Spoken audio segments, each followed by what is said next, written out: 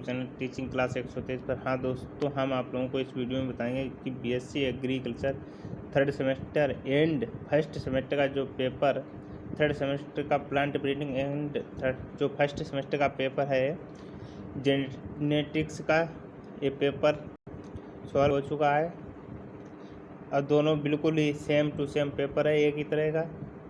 तो आप लोग तैयारी कर लीजिए। अगर आप लोगों ने पहला वाला वीडियो नहीं देखा तो वो भी जल्दी से देख लीजिए। देखिए, इसमें जो पहला क्वेश्चन दिया है, पौधों में ड्रोन टॉलरेंस से संबंधित अमीनो अम्ल है, तो अमीनो अम्ल कौन सा है? प्रोलीन अमीनो अम्ल है। आपका जो राइट आंसर हो जाएगा बी। क्वेश्चन संख्या 48 देखिए, निम्न में से कौन सा प्रतिजैविक कोशिका भित्ति के संश्लेषण में अवरोधक है?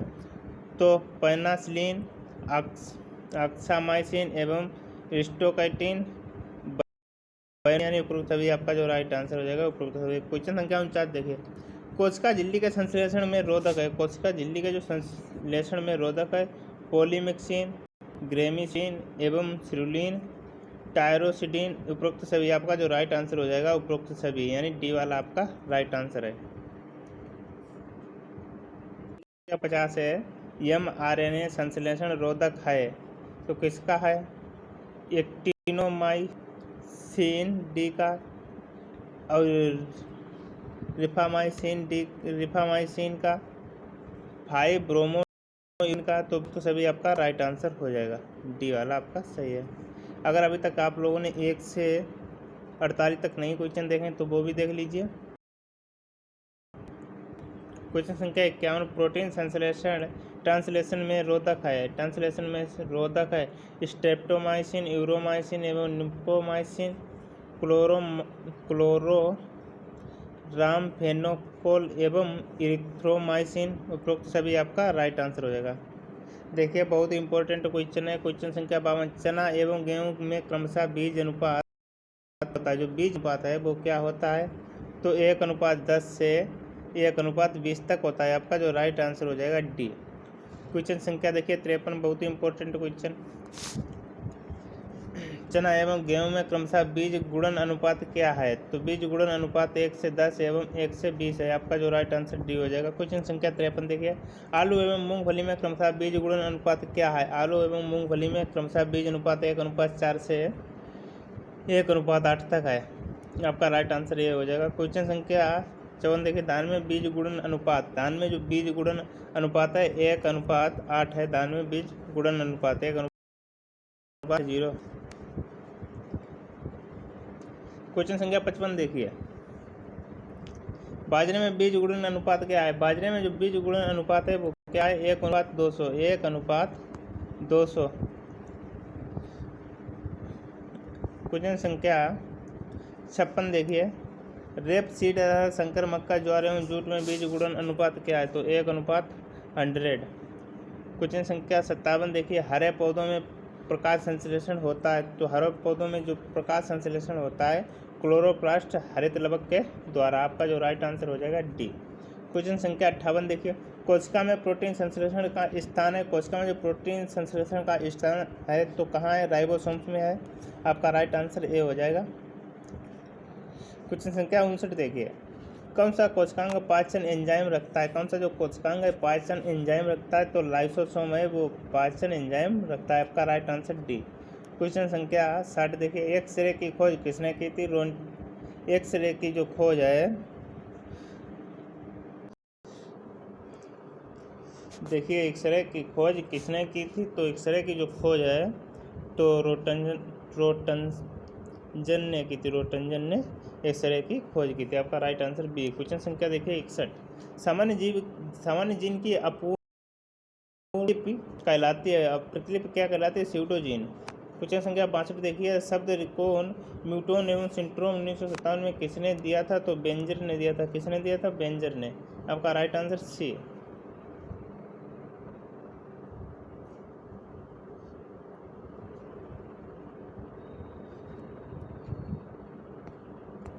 क्वेश्चन संख्या 63 देखिए, क्वेश्चन संख्या 63 बहुत ही इंपॉर्टेंट है।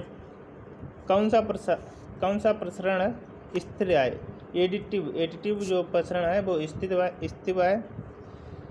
क्वेश्चन संख्या 64 देखिए, शब्द हाइब्रिड कहलाता है, शब्द हाइब्रिड कहलाता है सोमेटिक संकर। क्वेश्चन संख्या 65 देखिए, एड्स में इम्यून प्रभाव का कौन सा कारक अयोग्य हो जाता है?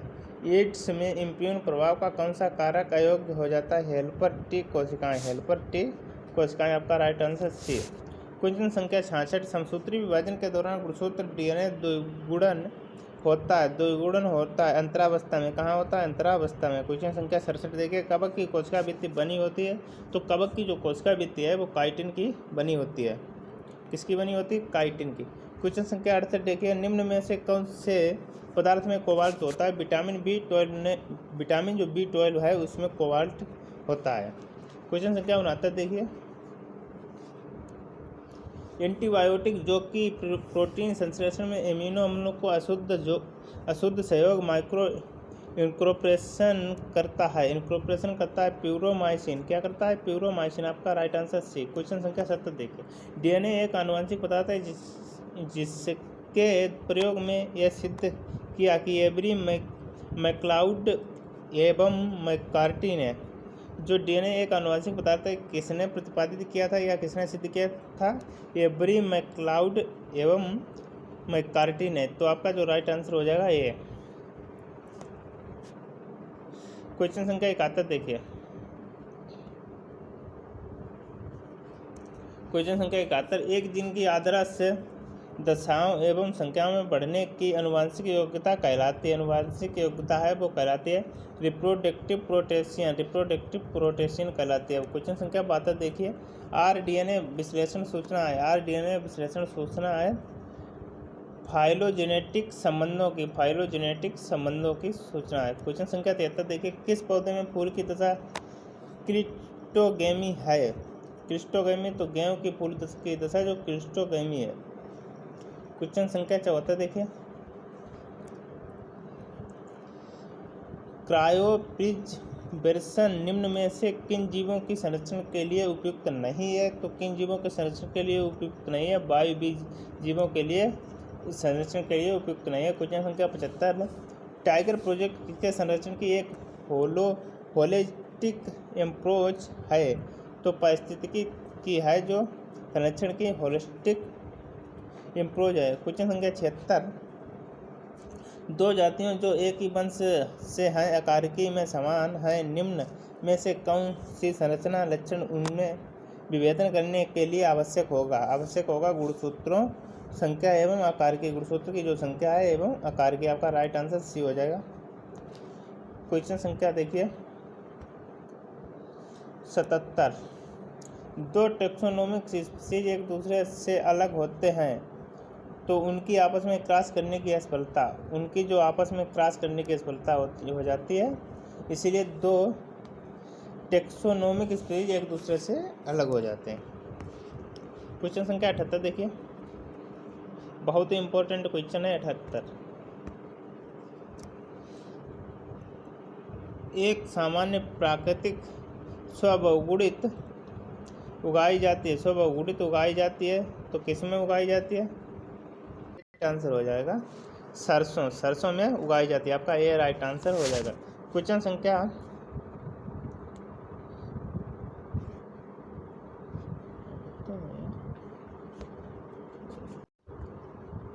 मिस्टेक हो गया इसमें, जो क्वेश्चन संख्या 78 एक बार फिर से देखिए, एक सामान्य प्राकृतिक स्वबहुगुणित उगाई जाने वाली फसल है क्या है? आलू। आपका जो राइट आंसर सी हो जाएगा, आलू। क्वेश्चन संख्या 79 देखिए, बाजरा एक प्रबल परपरागित फसल है क्योंकि यह है प्रोटोगाइनिस। आपका बी राइट आंसर। क्वेश्चन संख्या 80, एक A capital A small A capital B small B capital C small C capital D small C आनुवंशिक संगणक वाले यौवन पौधे का जब small A small B small D वाले पौधे से टेस्ट क्रॉस कराया जाता है तो कितने जीनोटाइप बनते हैं? जो कितने जीनोटाइप है, क्वेश्चन संख्या 80 का पूछा गया राइट आंसर। कितने जीनोटाइप बनते हैं? तो 80 जीनोटाइप बनते हैं। आपका जो राइट आंसर हो जाएगा बी, 80 राइट आंसर हो जाएगा। जो 8 हैं जीनोटाइप बनते हैं। 80 का जो राइट आंसर हो जाएगा बी, 8 जीनोटाइप बनते हैं। क्वेश्चन संख्या 81 देखिए। 81 देखिए, गेहूँ एवं राई में आनुवंशिक शुद्धता दूषित होती है। आनुवंशिक शुद्धता है वो दूषित होती है अन्य किस्मों के बीजों के साथ मैकेनिक कास्टेमिनेशन के कारण। मैकेनिक कास्टेमिनेशन के कारण। आपका जो राइट आंसर हो जाएगा सी। क्वेश्चन संख्या 82 देखिए। निम्न में से कौन सी मैटिंग संकरोज नहीं दिखाती है? 82 जो 82 का जो राइट आंसर है सी हो जाएगा। Capital A, capital B, small C और स्मॉल डी का क्रॉस इतने से कराया जाएगा। तो आपका जो सी वाला राइट आंसर आ जाएगा। क्वेश्चन संख्या 83 देखिए। बीजों में बाह्य संक्रमण का पता लगाने में कौन सी विधि मुख्यतः उपयोगी? कौन सी जो विधि है मुख्यतः उपयोगी है? तो इसका जो राइट आंसर हो जाएगा एलिसा विधि है, वो मुख्यतः बहुत ही उपयोगी है। क्वेश्चन संख्या 84 देखिए। निम्न में से कौन सा मुख्य कारक बीजों में स्थिरता को निर्धारित करता है? स्थिरता को निर्धारित करता है। 84 यानी 84 का सी हो जाएगा। नमी है जो बीजों में स्थिरता को निर्धारित करती है। क्वेश्चन संख्या 85 देखिए, बहुत ही इंपॉर्टेंट है 85। बीज परीक्षण में ग्रो आउट टेस्ट GOT किसके निर्धारण के लिए किया जाता है? किसके जो निर्धारण के लिए है वो किया जाता है? तो इसका राइट आंसर हो जाएगा आनुवांशिकी शुद्धता के निर्धारण के लिए किया जाता है। आपका सी राइट आंसर। क्वेश्चन संख्या 86 देखिए। क्वेश्चन संख्या 86 है, कार्बोहाइड्रेट का स्थानांतरण मुख्यतः किस रूप में होता है? किस रूप में होता है? 86 का जो राइट आंसर है सी यानी सुक्रोज मुख्यतः उपयोगी होता है। क्वेश्चन संख्या 87 देखिए। यदि एक जीनोटाइप का युग्मक संगठक समान अनुपात में A B small A B capital C है तो स्रोत का जीनोटाइप है। तो स्रोत का जो जीनोटाइप है तो 87 का सी राइट आंसर हो जाएगा। Capital A, small B, small C, capital C, small C. तो आपका जो राइट आंसर है सी वाला हो जाएगा। क्वेश्चन संख्या 88 देखिए। 88 देखिए, अंडाणु का स्टॉक कहलाता है। अंडाणु का जो स्टॉक है वो कहलाता है तो फ्यूनिकल कहलाता है। क्या कहलाता है? फ्यूनिकल। आपका सी राइट आंसर हो जाएगा। क्वेश्चन संख्या 89 देखिए। क्वेश्चन संख्या 89 देखिए। IPGRI का मुख्यालय कहाँ है?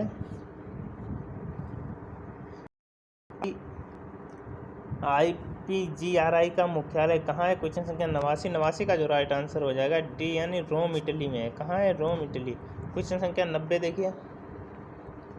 एक निषेचित परिपक्व को अंडाणु जिसमें एक भ्रूणित पौधा खाद्य संग्रह एवं प्रोटेक्ट कोटिंग होती है कहलाता है। तो क्या कहलाता है? 90 का जो राइट आंसर हो जाएगा डी यानी बीज कहलाता है। क्वेश्चन संख्या 91 देखिए। बीज के बीज आधार से अलग होने के स्थान पर दिखाई देने वाला बिंदु चिन्ह क्या कहलाता है? बिंदु चिन्ह है वो क्या कहलाता है? 91 का जो राइट आंसर हो जाएगा डी हाइलम कहलाता है। क्या कहलाता है? हाइलम। क्वेश्चन संख्या 92 देखिए। अफ्लाटॉक्सिन किससे उत्पादित होते हैं? अफ्लाटॉक्सिन किससे उत्पादित होते हैं? क्वेश्चन संख्या 92 का सी आंसर हो जाएगा कवक से उत्पादित होते हैं। आपका राइट आंसर सी।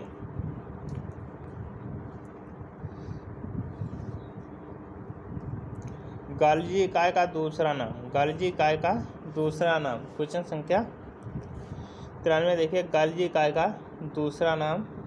तो गाल्जी इकाई का दूसरा नाम है डिक्टोयोसोम। क्वेश्चन संख्या 94 देखिए। होमोलोगस श्रेणी का नियम किसने दिया था? होमोलोगस श्रेणी का जो नियम है वो किसने दिया था?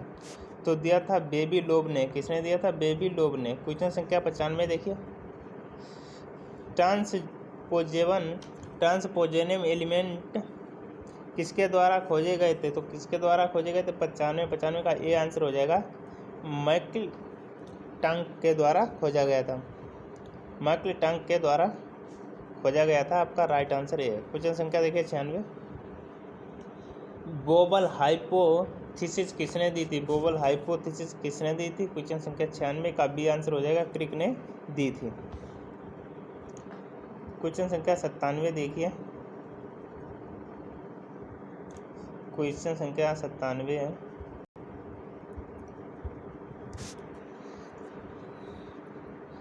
बोरो हाइपोथेसिस किसने दी थी? क्रिक ने।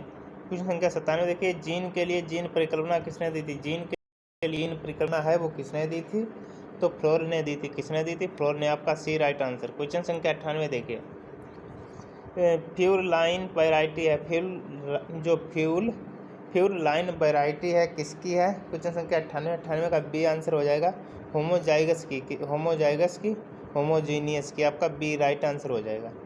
क्वेश्चन संख्या 99 देखिए। लैंड रेसेस है तो क्या है? देसी किस्में है। लैंड रेसेस है देसी किस्में। क्वेश्चन संख्या 100। लाइसिन किस में एक सीमित अमीनो अम्ल है? लाइसिन किस में एक सीमित अमीनो अम्ल है? क्वेश्चन संख्या 100 का ए ऑप्शन हो जाएगा। अनाज फसलें आपका ए राइट आंसर हो जाएगा। क्वेश्चन संख्या 101 देखिए। दालीय फसलों में सीमित अमीनो अम्ल है। दालीय फसलों में सीमित अमीनो अम्ल है तो क्या है? डी ऑप्शन हो जाएगा, यानी मिथियोनिन और ट्रिप्टोफैन। तो आपका डी राइट आंसर हो जाएगा, दोनों ए और बी। क्वेश्चन संख्या 102। लेथाइस खैसारी को निम्न न्यूरोटॉक्सिन